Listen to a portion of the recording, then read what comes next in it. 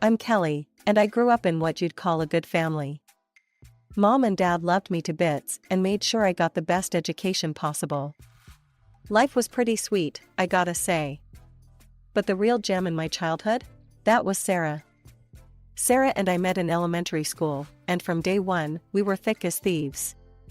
We shared everything, our dreams, our fears, our deepest secrets. I remember this one time in high school when Sarah called me in tears. It was past midnight, and I snuck out of my window to meet her at our secret spot in the park. "Kelly, I think I'm in love," she sobbed as soon as I got there. "It's Jake from chemistry class." I burst out laughing. "Jake? The one who set his lab coat on fire last week?" Sarah punched my arm, but she was giggling too. "Stop it. He's cute." We spent the next hour dissecting every interaction she'd ever had with Jake, planning how she could get his attention. That's just how we rolled, no secret too big, no problem too small. As we grew older, our bond only got stronger. We were there for each other through our awkward phases, our first kisses, our heartbreaks. When graduation came around, it felt like the end of an era. "I can't believe we're going to different colleges," Sarah said, her voice cracking as we hugged goodbye. "Hey, distance ain't got nothing on us," I reassured her, even as I felt a lump in my throat. "We've got Skype, remember? It'll be like I never left." And you know what? For a while, it was. We'd Skype almost every night, catching up on our day, gossiping about our new classmates, complaining about assignments. It was different, sure, but we made it work. But as time went on, I started noticing changes in Sarah. "I don't get it, Kelly," she'd say, her face pixelated on my laptop screen. "Why don't guys ever notice me? Am I that invisible?" "Come on, Sarah," I'd reply, trying to cheer her up. "You're amazing. The right guy just hasn't come along yet." She'd give me this look, half sad, half envious. "Easy for you to say, you're beautiful. Guys are probably falling all over themselves to date you." I never knew how to respond to that. Sure, I'd had my fair share of dates, but it wasn't like I was fighting off admirers with a stick. And besides, Sarah was pretty too, in her own quiet way. I just wished she could see it. After college, Sarah and I both found ourselves back in our hometown. It felt like old times, but something had shifted. Maybe it was the years apart, or maybe we'd just grown up. Either way, I was determined to keep our friendship strong. We fell back into our old routines pretty quickly. Weekends were for parties, catching up, and reminiscing about the good old days. It was at one of these parties that everything started to change. I remember it clear as day. We were at this crowded bar, the music thumping so loud you could barely hear yourself think. Sarah was nursing her drink, her eyes scanning the room. "Oh my God, Kelly," she suddenly grabbed my arm. "Look at that guy by the bar. Isn't he gorgeous?" I followed her gaze to a tall, dark-haired guy leaning against the bar. He was handsome, I'll give her that. "Yeah, he's cute," I agreed. "Why don't you go talk to him?" Sarah's face fell. "Are you kidding? He wouldn't look twice at me." Before I could argue, the guy looked our way. But instead of noticing Sarah, his eyes locked on me. He smiled and started walking over. "Hi there," he said, his voice deep and warm. "I'm Tom. Can I buy you a drink?"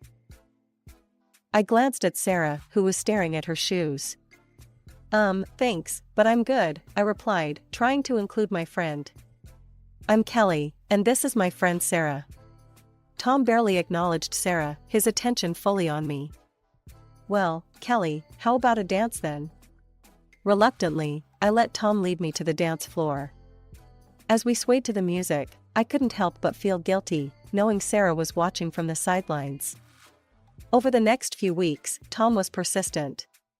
He'd call, text, even show up at places he knew I'd be. At first, I didn't take it seriously. But there was something about his charm, his determination, that started to win me over. When I finally agreed to a proper date, I was nervous about telling Sarah. We met for coffee, and I broke the news. So, Tom asked me out, I said, stirring my latte. And I said yes. Are you okay with this? Her eyes flashed with something, anger? Jealousy? Before she shrugged. Why wouldn't I be? It's not like I have a chance with guys like that anyway. I'm just happy for you. But she wasn't. As Tom and I grew closer, Sarah became more distant. She'd cancel plans, ignore my texts, and when we did hang out, there was this tension I couldn't quite put my finger on. One night, after another canceled plan, I called her out on it. What's going on, Sarah? You've been acting weird ever since I started dating Tom. There was a long pause on the other end of the line. I can't do this anymore, Kelly. I don't think we should be friends anymore. Her words hit me like a punch to the gut. What? Why? Sarah, if this is about Tom. It's not just about Tom, she exploded. It's about everything. You've always had it easy, Kelly. You're pretty, you're smart, guys fall all over you. And I'm just tired of being the sidekick in the Kelly show.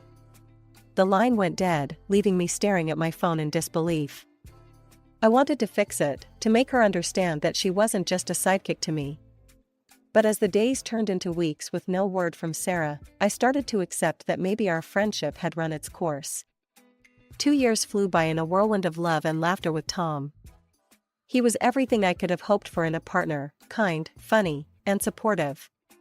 Then, on a crisp autumn evening, Tom took me to our favorite spot in the park. As the sun set, painting the sky in brilliant oranges and pinks, he dropped to one knee and pulled out a small velvet box. That night, lying in bed next to Tom, I made a decision. I'd reach out to Sarah. Maybe enough time had passed for us to mend our friendship. The next day, with shaking hands, I dialed her number. To my surprise, she answered on the second ring. Hey, Sarah, I said, suddenly nervous. I have some news. Tom proposed, we're getting married. There was a long pause. I held my breath, waiting for her reaction. Well, she finally said. That's great, Kelly, congratulations. Thanks, I replied, relief washing over me. Listen, Sarah, I know things have been rough between us, but I miss you. Would you like to meet up? Another pause. Yeah, I'd like that, she said slowly. We met at our old favorite coffee shop. Sarah looked good, her hair was shorter, and she seemed more confident somehow. As we sipped our lattes, the awkwardness slowly melted away. I'm sorry, Sarah said suddenly. For how I acted before. I was jealous and insecure. It wasn't fair to you. I reached across the table and squeezed her hand. I'm sorry too. I should have been more sensitive to your feelings. Sarah's eyes lit up. So, tell me about the proposal. And the ring, let me see it. From that day on, Sarah became a constant presence in our lives. She'd come over to discuss wedding details, help with DIY decorations, and even offered to edit a romantic video about Tom and me for the reception. It'll be perfect, she assured me, her eyes sparkling with excitement. A beautiful tribute to your love story. I was overjoyed. Not only was I marrying the man of my dreams, but I had my best friend back. Life couldn't get any better. As the wedding day approached, I took time off work to focus on the final preparations. Between dress fittings, menu tastings, and last-minute details, I barely had time to breathe, let alone spend quality time with Tom. 3 days before the wedding, as I was double-checking the seating arrangements, my phone buzzed with a message from my cousin, Lisa. She worked at a hotel in town, and the message she sent shattered my world. Kelly, I'm so sorry, but I think you need to see this, the message read, followed by a video. With trembling hands, I pressed play. The grainy security footage showed Tom and Sarah, wrapped in each other's arms, kissing passionately as they entered a hotel room. The timestamp on the video was from just minutes ago. My world had just crumbled around me, but I wasn't about to sit and wallow. With a newfound determination, I grabbed my car keys and headed to the hotel where my cousin Lisa worked. The same hotel where my fiance and supposed best friend were currently betraying me. As I drove, my mind raced. Lisa's message kept replaying in my head. Kelly, I'm so sorry, but I think you need to see this. She'd always been more like a sister to me than a cousin, and I was grateful for her loyalty. Tom had never met her, which turned out to be a stroke of luck in this nightmare scenario. I pulled into the hotel parking lot, my hands shaking as I turned off the engine. Taking a deep breath, I stepped out and walked into the lobby, spotting Lisa at the reception desk. Kelly, she said softly as I approached, her eyes full of sympathy. I'm so sorry. I nodded, unable to speak past the lump in my throat. Lisa glanced around quickly, then gestured for me to follow her. Come with me, she whispered. I have an idea.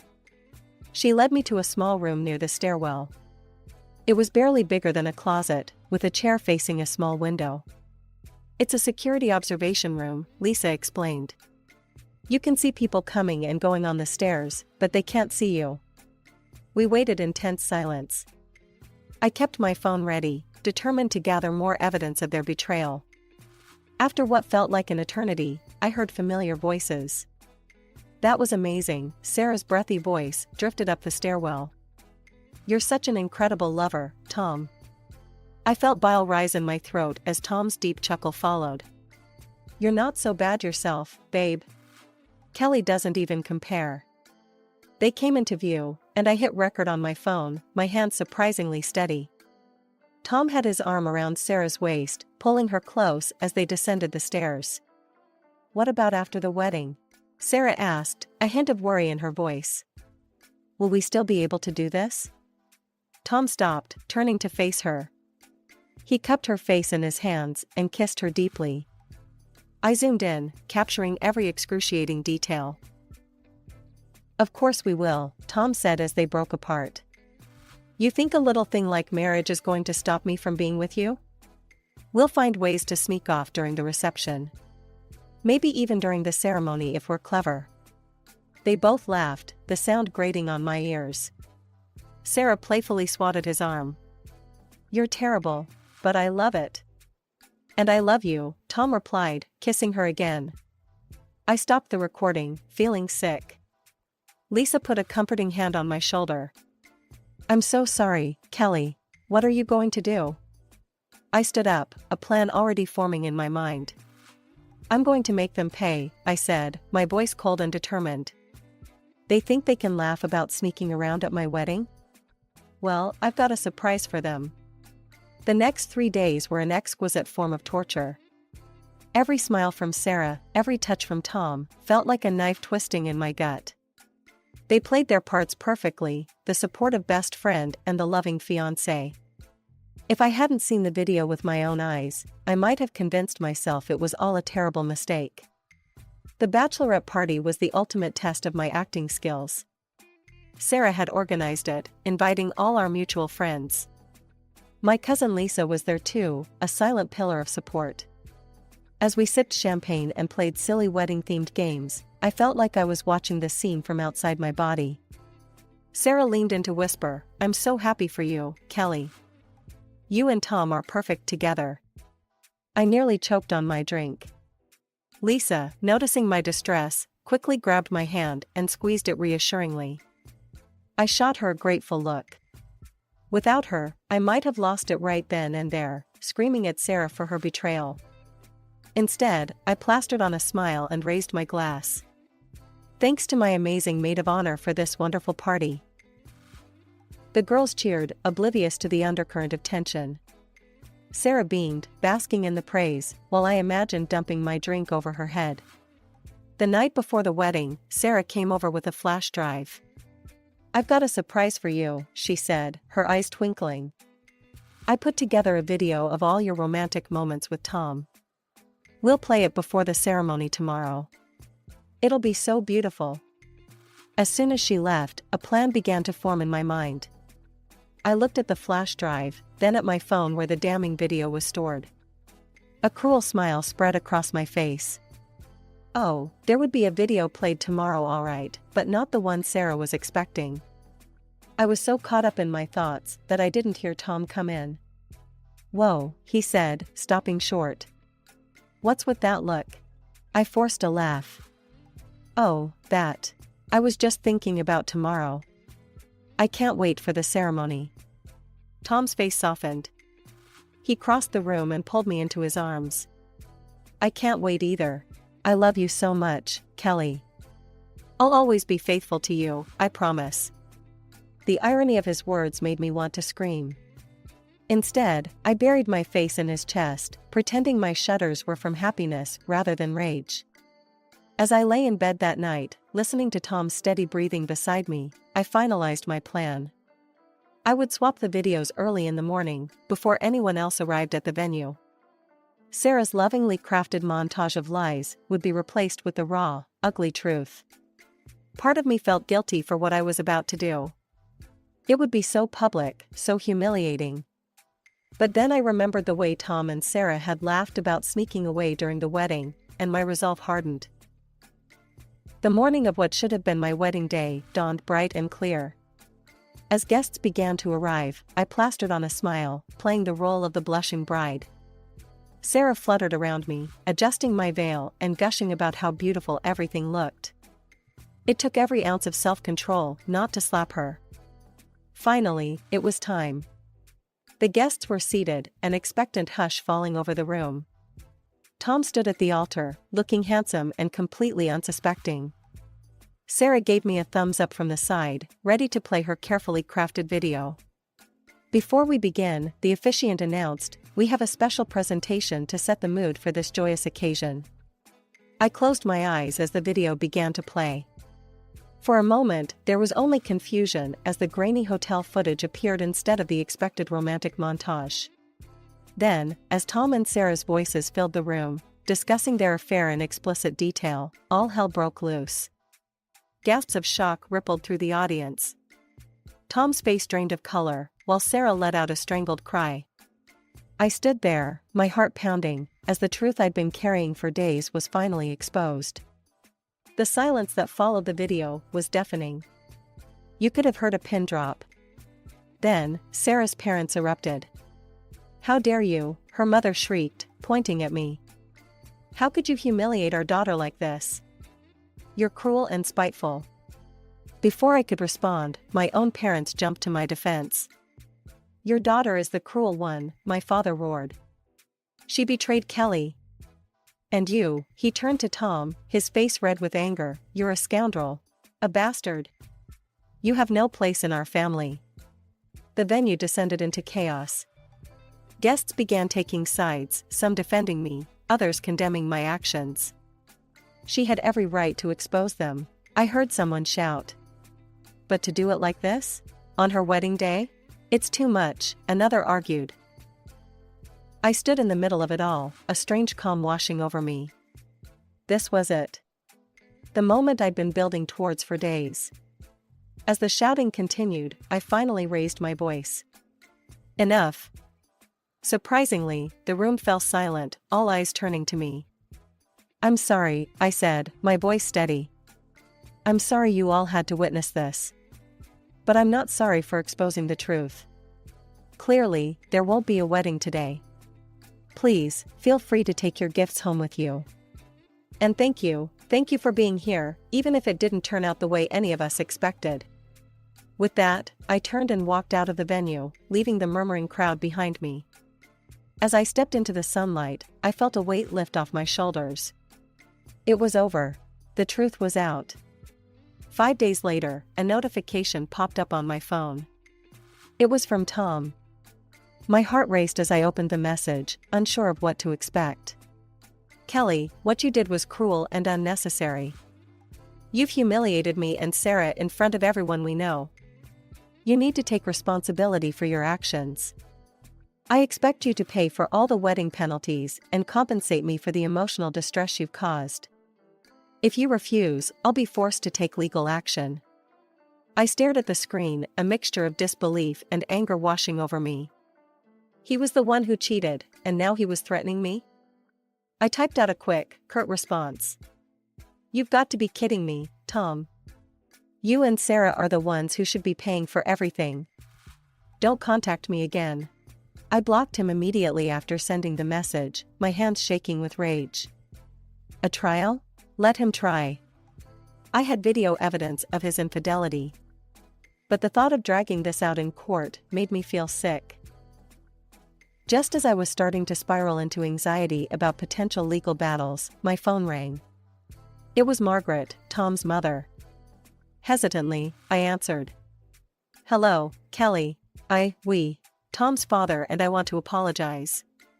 What our son did was inexcusable. We're so sorry for the pain he's caused you. I sat down heavily, taken aback by this unexpected turn. Thank you, I managed to say. We want you to know, Margaret continued, that we'll be covering all the wedding expenses and penalties. It's the least we can do. And please, don't worry about Tom's threats. We've made it clear to him that he's to leave you alone. Relief washed over me. I appreciate that, Margaret, thank you. After hanging up, I found myself replaying the events of the past week in my mind. Had I done the right thing? Could I have handled it differently? The questions swirled in my head, keeping me up at night. But every time I started to doubt myself, I remembered the video of Tom and Sarah laughing about sneaking away during what should have been my wedding. My jaw would clench, and I'd feel that same surge of righteous anger. As the weeks passed, I slowly started to emerge from my self-imposed isolation. I went back to work, started going to the gym again, even met up with a few friends who had stood by me through everything. But when Lisa gently suggested setting me up with a friend of hers, I quickly declined. I'm not ready, I told her. I need time to heal, to figure out who I am on my own. She nodded understandingly. Take all the time you need, we're here for you when you're ready. Months passed, and life settled into a new normal. I threw myself into work, picked up new hobbies, and slowly but surely, the ache in my heart began to dull. I was healing, one day at a time. It was during a casual lunch with some colleagues that I first heard the news. Did you see Sarah's latest post? One of them asked, her eyes wide with gossip. She and Tom are officially dating now. My coworker slid her phone across the table. There it was, in full color, a selfie of Tom and Sarah, looking sickeningly happy. The caption read, "Finally with the man I love, despite all the vile machinations of envious people. True love conquers all. Blessed in love." I handed the phone back, my stomach churning. The implication was clear, I was the envious people she was referring to. As if I'd been the one to break them up, rather than expose their affair. I forced a smile. They deserve each other. And I meant it. Let them have their fairy tale ending. I was done with both of them. Life went on. I focused on myself, on building the life I wanted. And then, a few months later, another piece of gossip made its way to me. This time, it was Lisa who broke the news. "Kelly, you won't believe this," she said over the phone, her voice a mix of disbelief and amusement. Tom broke up with Sarah. He posted about it on Facebook. What? Why? I couldn't help but be curious. According to his post, and I quote, "I'm tired of the overly clingy and possessive behavior from my partner. I need my space and freedom." I couldn't help but laugh. It started as a small chuckle and grew into a full-blown belly laugh. It wasn't just schadenfreude, though I'd be lying if I said that wasn't part of it. It was closure. Final proof that I'd dodged a bullet with both of them. A week later, it was my birthday. I'd planned a small gathering with my closest friends and family. As I was getting ready, there was a knock at my door. I opened it to find Sarah standing there, looking nervous and clutching a beautifully wrapped gift. "Kelly," she said, her voice small. "I know I don't deserve your forgiveness, but I'm so sorry. I was stupid and selfish, and I ruined the best friendship I've ever had. Can we try to fix this?" She held out the gift, her eyes pleading. I looked at it, then back at her. In that moment, I saw our whole history flash before my eyes. The good times, the bad times, and the ultimate betrayal. I took a deep breath. No, Sarah, we can't. Her face fell. Kelly, please. I appreciate your apology, I cut her off, my voice firm but not unkind. But some things can't be fixed. What you and Tom did, it wasn't just a mistake. It was a choice. You betrayed my trust in the worst possible way. I gently pushed the gift back towards her. I don't want your gift, and I don't see any point in trying to rebuild a friendship with someone I can't trust. I wish you well, Sarah, but I think it's best if we go our separate ways. I closed the door and leaned against it, taking a deep breath. Then I smiled. My real friends would be arriving soon to celebrate my birthday. My life wasn't perfect, but it was mine. I'd been through hell and come out stronger on the other side. And as the doorbell rang, announcing the arrival of my true friends, I felt ready for whatever the future might bring. The past was behind me, and the road ahead was wide open. It was time to start the next chapter of my life, and this time, I was the one holding the pen.